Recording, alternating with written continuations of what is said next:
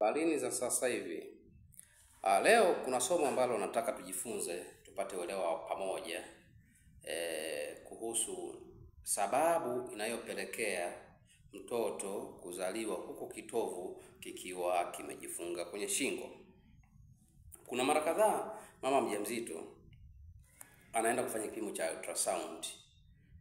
Mtaalamu wa ultrasound anampa majibu kwamba mtoto wako yuko vizuri, ana ukubwa huu, wiki zake ni hizi, tarehe ya kujifungua makadirio kwa ultrasound ni haya, lakini mtoto ana shida, kitovu kimezunguka shingo. Kitovu cha mtoto inakuwa ni kamba kama hii, sawa? Basi unajikuta kimezunguka shingo namna hii. Kinaweza kuzunguka hata mara mbili. Sawa? Sasa kuna watu wanajiuliza kwa nini kitovu hicho sasa kinazunguka shingo wakati mtoto bado yuko tumboni wakati wa ujauzito. Sababu ni hizi zifuatazo. Sababu ya kwanza kabisa ni mtoto kucheza kupitiliza wakati wa ujauzito. Ukisikia mwanao anacheza sana, kupitiliza kiasi wakati wa ujauzito, hiyo inaambatana na mizunguko isiyokuwa rasmi ndani ya tumbo lako.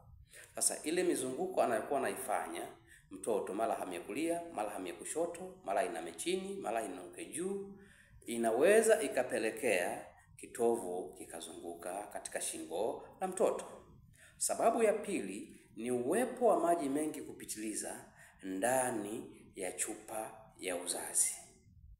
Hii inasababisha mtoto anakuwa anaelea ndani ya chupa ya uzazi kama kasamaki hivi. Kwa hiyo hata mizunguko yake inakuwa sio rasmi vile vile. Anaweza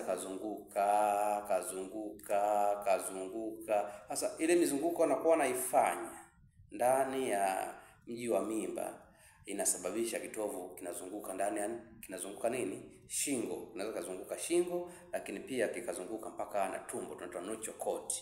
Lakini sababu ya tatu tunasema kwamba ni uwepo wa kitovu kirefu kupita kiasi. Unaona, kitovu kinakuwa kirefu sana kupita kiasi kwamba humu ndani kinakuwa kimetepeta namna hii. Sasa wakati anazunguka kama kawaida, sawa, mpaka aje kupata mzunguko wa kutanguliza kichwa. Kwa sababu mtoto wakati anazaliwa, normal delivery, tunatarajia kwamba mtoto atakuwa ametanguliza nini? Kichwa. Sawa? Basi mpaka hajafikia hapo, hiki kitovu kinakuwa kimezunguka nini?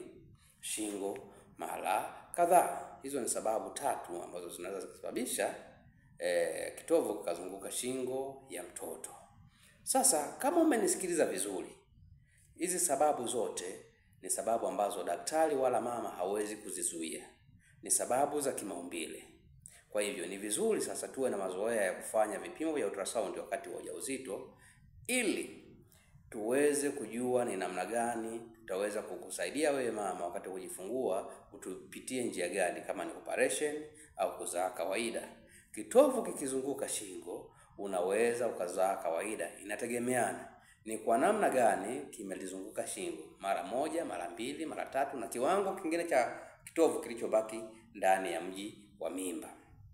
Kwa hivyo mara chache huwa tunawazalisha kwa operation, lakini mara nyingi huwa tunawatoa kawaida. Inategemeana na namna kitovu kilivyozunguka shingo ya mtoto.